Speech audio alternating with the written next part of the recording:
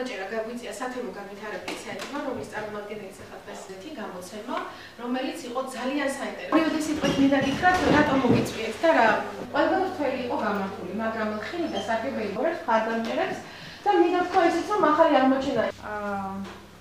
მინდა გითხრათ, რომ ეს არ არის 100 წლიანი ისტორიის ამიტომ ძალიან გამოფხიზლებელი ძარღვი. ძველი და ახალი გაზეთის ის მოხდეს შეერთება, თუნდაც როდესაც ჩვენ საუნივერსიტეტო კონფერენციები გვაქვს, ძალიან კარგი საკვლევი მასალა.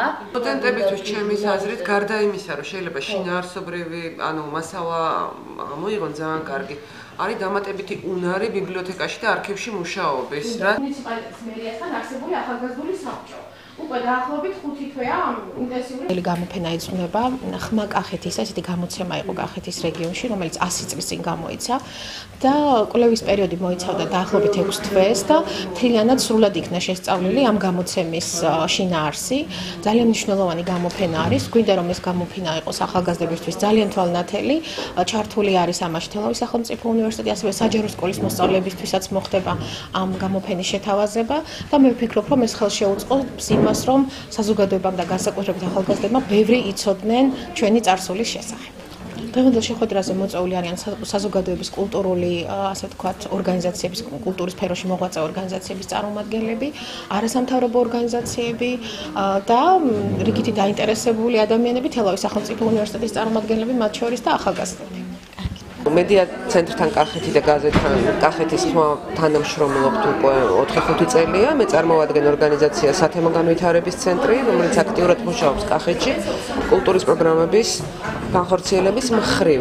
და 2014 წელს ჩვენ ორგანიზაციას ჰქონდა საშუალება კახეთში 5 მცირე პროექტი დაეფინანსებინა კულტურის სფეროში და ერთ-ერთი მათგანი იყო კახეთის ხმის მიერ განხორციელებული ხმა კახეთის 100 წლის შემდეგ,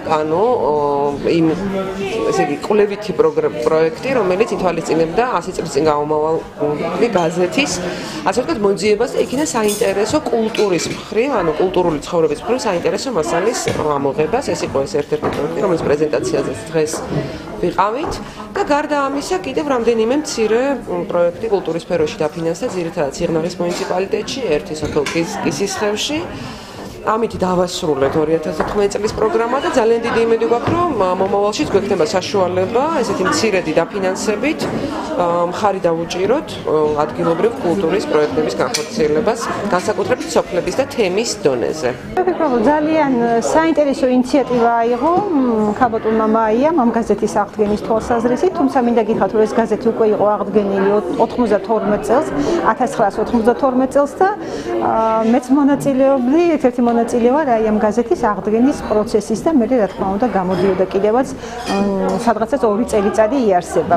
ძალიან კარგია იმ მხრივაც რომ გაზეთი ეს არის ერთგვარად ისტორია, მატიანე იმ ეპოქის რომელსაც ის აღწერს და თავისთავად არ უნდა მიეცეს დავიწყებას და უნდა შეუნარჩუნოთ ჩვენს შთამომავლობას, ასე ვთქვათ, ხელმისაწვდომობა უნდა არსებობდეს, რომ გაეცნოს, ნახოს რა იყო იმ დროს, რა მთავარი თემები იყო, რითი სულდგმულობდა მაშინდელი საზოგადოება, რაზე ქონდა მედიას ვთქვათ აქცენტი გადატანილი და ასე შემდეგ. რა ვიცი, მე ვფიქრობ, რომ ძალიან საინტერესო იყო დღევანდელი პრეზენტაცია.